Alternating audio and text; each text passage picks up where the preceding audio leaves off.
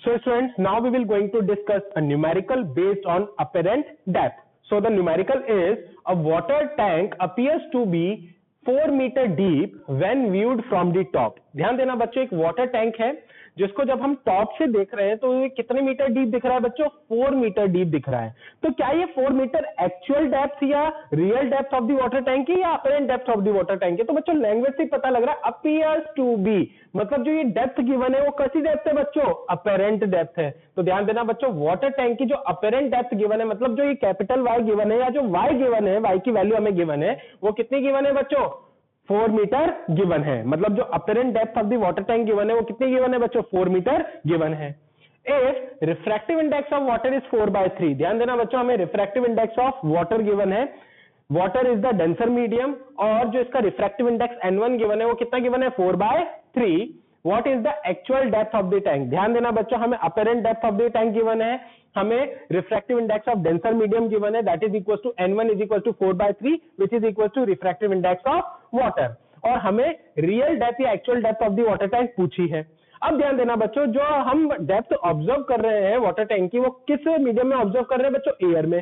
तो एयर में जो बच्चों उसका रिफ्रैक्टिव इंडेक्स होगा एयर का, वो कितना होगा बच्चों? Equal to 1। तो N2 की वैल्यू बच्चों 1 हो गई, N1 की वैल्यू हो गई 4/3।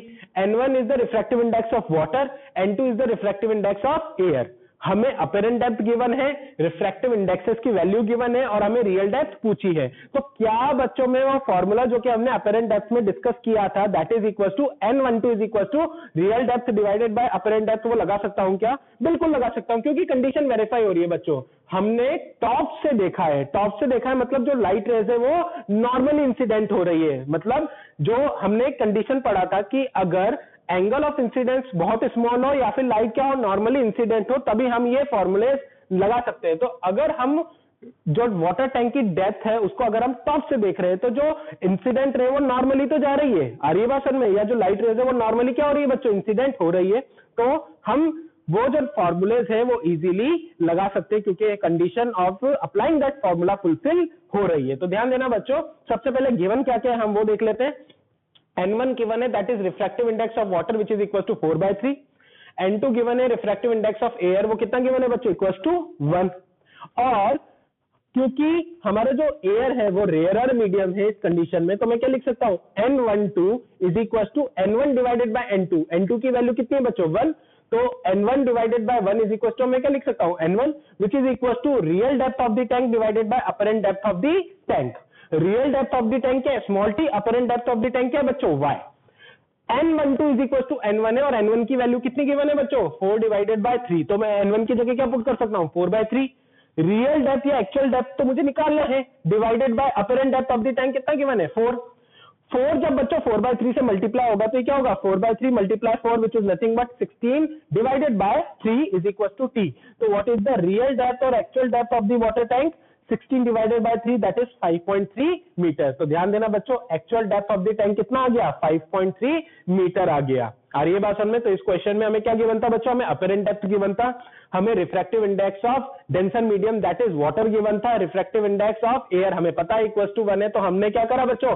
फॉर्मूला पुट करा और आंसर निकाल लिया। और इन फॉर्मूले को लगाने के लिए हमें कंडीशन भी बच्चों हमारी सेटिस्फाई हो रही थी, that is the light rays are normally incident. आ रही है बात समझ में बच्चों? तो this is the real depth of the tank which is equal to 5.3। तो ध्यान देना बच्चों, सिंपल फॉर्मूला लगाना है और आंसर निकालना है, इससे आसान हमारे लिए क्या होगा? So students, now we will going to discuss another phenomena of light which is total internal reflection। तो बच्चों total internal reflection होता क्या है बच्चों, उसको हम एक एग्जांपल से समझते हैं। तो ध्यान देना बच्चों, हमारे पास दो ट्रांसपेरेंट मीडियम है, वाटर एंड एयर।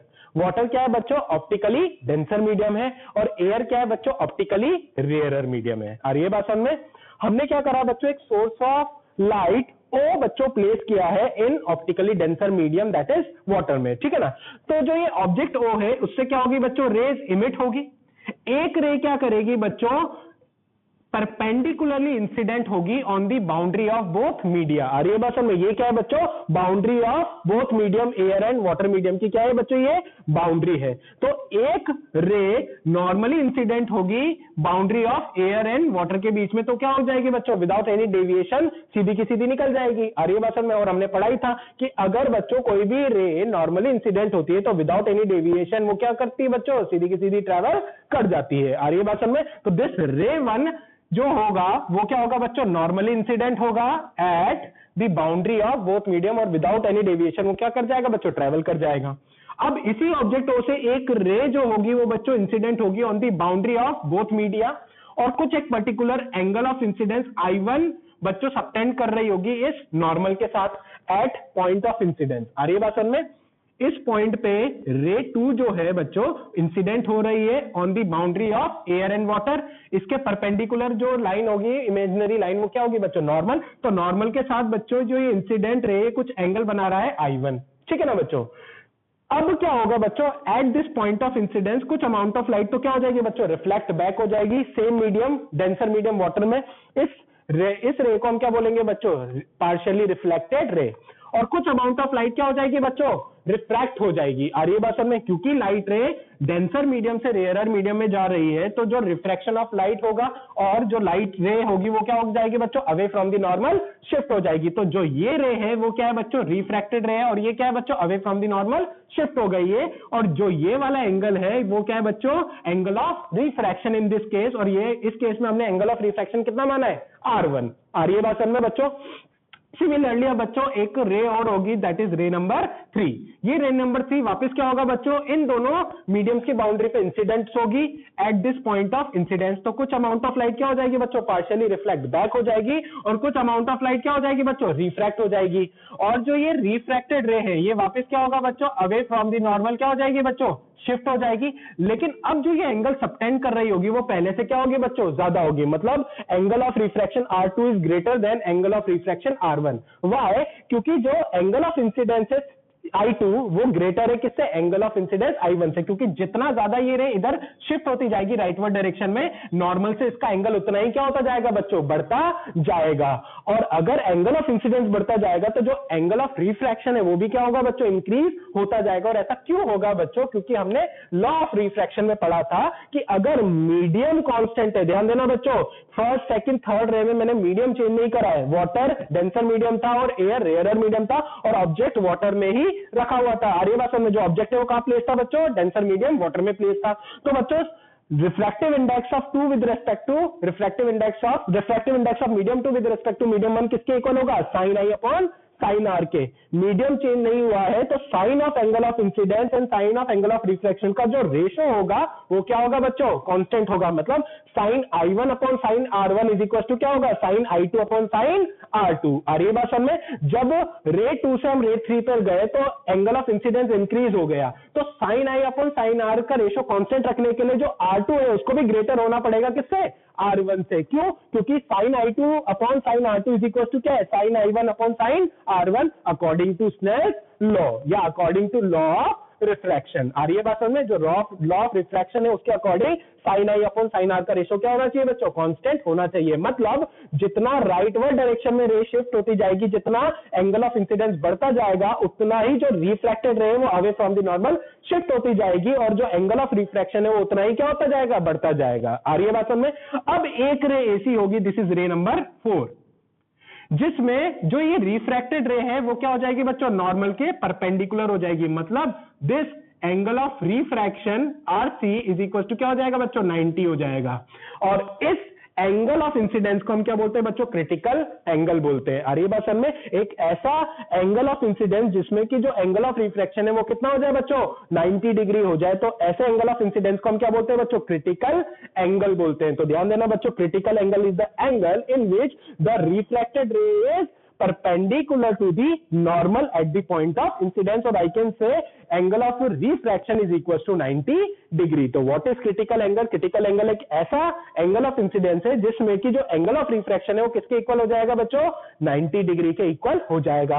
अब अगर बच्चों अगर हम angle of incidence critical angle से और ज्यादा बढ़ाएंगे तो अब क्या होगा बच्चों? जो ये रे है वो क्या हो जाएगी बच्चों? अब सेम मीडियम में ही रिफ्लेक्ट बैक हो जाएगी। तो ध्यान देना बच्चों, अगर हम और क्रिटिकल एंगल से ज्यादा अगर एंगल ऑफ इंसिडेंस बढ़ाएंगे तो जो ये रे है वो क्या करने लग जाएगी, अब रिफ्लेक्ट करने लग जाएगी, या एंगल ऑफ क्या हो जाएगी, सेम मीडियम में ही बाउंस बैक हो जाएगी। आ रही है बात में। और इसी फिनोमेना को हम क्या बोलते हैं बच्चों, टोटल इंटरनल रिफ्लेक्शन बोलते हैं। क्या होता है बच्चों total internal reflection? Total internal reflection जब भी बच्चों लाइट रे डेंसर मीडियम से रेयरर मीडियम में ट्रैवल कर रही है। ध्यान देना बच्चों, बहुत इंपॉर्टेंट है कि लाइट रे डेंसर मीडियम से रेयरर मीडियम में ट्रैवल करनी चाहिए, तभी away from the normal shift होगी। तो ध्यान देना बच्चों, जब भी लाइट रे डेंसर मीडियम से रेयरर मीडियम में ट्रैवल कर रही है, जो एंगल ऑफ इंसिडेंस है वो ग्रेटर है क्रिटिकल एंगल से, तो जो लाइट रे है वो क्या होने करने लग जाएगी, लाइट क्या हो जाएगी बच्चों, बाउंस बैक हो जाएगी in the same media, and such type of reflection is called as total internal reflection. आ रही है बात समझ में?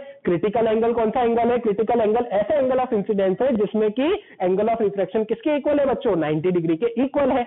और अगर हम क्रिटिकल एंगल से ज्यादा एंगल ऑफ इंसिडेंस बढ़ाएंगे तो जो लाइट है वो क्या करने लग जाएगी, रिफ्लेक्शन शो करने लग जाएगी totally, that is called as total internal reflection. आ रही है बात समझ में? कंडीशन क्या है, लाइट रे डेंसर से रेयरर मीडियम में क्या करनी चाहिए बच्चों, ट्रैवल करनी चाहिए। तो what is the definition of total internal reflection? It is the phenomena of reflection of light that takes place when ray of light traveling in a denser medium get incident at the interface of two media at an angle greater than the critical angle for the given pair of media। आ रही है बात समझ में बच्चों? क्या है total internal reflection? ये reflection का एक ऐसा फिनोमेना है जिसमें कि बच्चों जो एंगल ऑफ इंसिडेंस है वो क्रिटिकल एंगल से क्या है बच्चों, ग्रेटर है at the interface of two media. आ रही है बात समझ में? Such type of reflection is called as total internal reflection. और what is critical angle? It is the angle of incidence in the denser medium for which the angle of refraction in the rarer medium is 90 degree. जब भी बच्चों angle of refraction 90 degree के equal होता है तो उस time पे जो एंगल ऑफ इंसिडेंस होता है उस एंगल ऑफ इंसिडेंस को हम क्या बोलते हैं, क्रिटिकल एंगल बोलते हैं। आ रही है बात समझ में बच्चों? अब हम बात करते हैं, ध्यान देना बच्चों, कि फर्स्ट सेकंड थर्ड फोर्थ रे में तो क्या हो रहा था बच्चों, रिफ्रैक्शन भी हो रहा था और रिफ्लेक्शन भी हो रहा था। मतलब कुछ अमाउंट ऑफ लाइट क्या हो रही थी, रिफ्रैक्ट हो रही थी, और कुछ अमाउंट ऑफ लाइट रिफ्रैक्ट हो रही थी। लेकिन जैसे ही एंगल ऑफ इंसिडेंस बच्चों क्रिटिकल एंगल से ग्रेटर हो गया तो फिर क्या करने लगी, लाइट टोटली रिफ्लेक्ट करने लग गई। That phenomena is called as total internal reflection. तो ध्यान देना बच्चों, लाइट रे सबसे पहली बात डेंसर मीडियम से रेयरर मीडियम में ट्रैवल करनी चाहिए। दूसरा, अगर angle of incidence critical angle से ग्रेटर हो गया तो लाइट क्या करने लग जाएगी, टोटली रिफ्लेक्ट करने लग जाएगी, and that phenomena is called as total internal reflection. आ रही है बात समझ में बच्चों? अब बच्चों क्रिटिकल एंगल से रिलेटेड बच्चों कुछ कैलकुलेशन पार्ट डिस्कस करते। तो ध्यान देना बच्चों, हमने स्नेल लॉ में पढ़ा था, हमारे लिए फर्स्ट मीडियम क्या है बच्चों, वाटर, और सेकंड मीडियम क्या है बच्चों, एयर। फर्स्ट मीडियम जो कि डेंसर मीडियम है उसका रिफ्रैक्टिव इंडेक्स हमने क्या माना है बच्चों, N1, और सेकंड मीडियम का रिफ्रैक्टिव इंडेक्स क्या माना है बच्चों, N2। तो ध्यान देना बच्चों, according to Snell's law refractive index of medium 2 with respect to medium 1, और I can say refractive index of air with respect to water is equal to क्या होगा, sine of angle of incidence divided by sine of angle of refraction. अगर मैं बात करता हूं critical angle की, तो यहाँ पे जो एंगल ऑफ इंसिडेंस है वो किसके इक्वल हो जाएगा, क्रिटिकल एंगल IC के, और एंगल ऑफ रिफ्रैक्शन किसके इक्वल हो जाएगा, 90 डिग्री के। तो ध्यान देना बच्चों, I की जगह में क्या लिख सकता हूं, IC, और R की जगह क्या लिख सकता हूं, 90 डिग्री। साइन 90 डिग्री कितना होता है बच्चों, 1 होता है। तो N21 इज इक्वल टू क्या हो जाएगा, साइन IC डिवाइडेड बाय 1, और I can say sine IC। तो ध्यान देना बच्चों, refractive index of medium 2 with respect to medium 1 किसके इक्वल होता है, साइन ऑफ क्रिटिकल एंगल। और इसी को मैं क्या लिख सकता हूं बच्चों, N21 को मैं क्या लिख सकता हूं, N2 डिवाइडेड बाय N1। तो ध्यान देना बच्चों, जब भी angle of incidence critical angle के इक्वल है तो refractive index of medium 2 with respect to medium 1, और I can say refractive index of rarer medium with respect to denser medium किसके इक्वल हो जाएगा, sine of critical angle which is equal to refractive index of rarer medium divided by refractive index of denser medium. आ रही है बात समझ में बच्चों? तो सिंपल सी बात आपको याद रखनी है, N21 is equal to sine IC है which is equal to N2 divided by N1 when angle of incidence कितना है बच्चों, क्रिटिकल एंगल के इक्वल है। आ रही है बात समझ में? अब हमने एक और चीज पढ़ा था कि बच्चों N21 इज इक्वल टू क्या होता है, रेसिप्रोकल ऑफ N12। मतलब N21 इज इक्वल टू क्या हो जाएगा 1/N12। तो क्या मैं बच्चों N21 अगर साइन IC के इक्वल है तो N12 भी निकाल सकता हूं क्या? बिल्कुल। ध्यान देना बच्चों, N12 को N21 की प्लेस पे ले आएंगे और N21 को N12 की प्लेस पे ले आएंगे, तो N12 किसके इक्वल आ जाएगा 1/N21, वेयर N21 किसके इक्वल है बच्चों? साइन IC के इक्वल है।